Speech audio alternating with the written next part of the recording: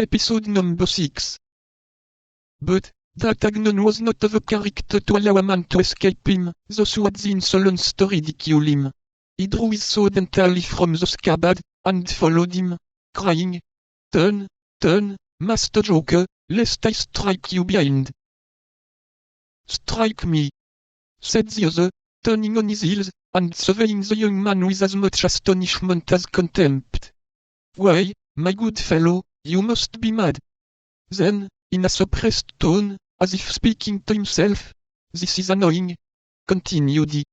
What a godsend this would be for his majesty, who is seeking everywhere for brave fellows to recruit for his musketeers. He had scarcely finished, when D'Artagnan made such a furious lunge at him that, if he had not sprung nimbly backward, it is probably would have jested for the last time. The stranger, then perceiving that the matter went beyond raillery, drew his sword, saluted his adversary, and seriously placed himself on guard. But at the same moment, his two auditors, accompanied by the host, fell upon D'Artagnan with sticks, shovels and tongs. This caused so rapid and complete a diversion from the attack that D'Artagnan's adversary, while the latter turned round to face this shower of blows, sheathed his sword with the same precision, and instead of an actor, which he had nearly been, became a spectator of the fight, a part in which he acquitted himself with his usual impassiveness, muttering, nevertheless, a plague upon these Gascons. Replace him on his orange horse, and let him be gone.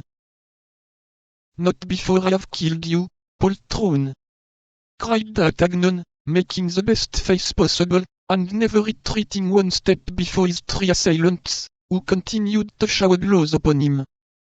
Another Gasconade, murmured the gentleman. By my honor, these Gascons are incorrigible. Keep up the dance, then, since he will have it so. When he's tired, he will perhaps tell us that he has had enough of it. But the stranger knew not the headstrong personage he had to do with. D'Artagnan was not the man ever to cry for quarter. The fight was therefore prolonged for some seconds, but at length D'Artagnan dropped his sword, which was broken in two pieces by the blow of a stick.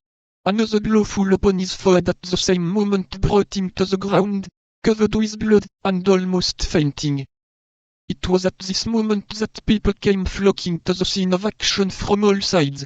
The host, fearful of consequences, with the help of his servants carried the wounded man into the kitchen, where some trifling attentions were bestowed upon him.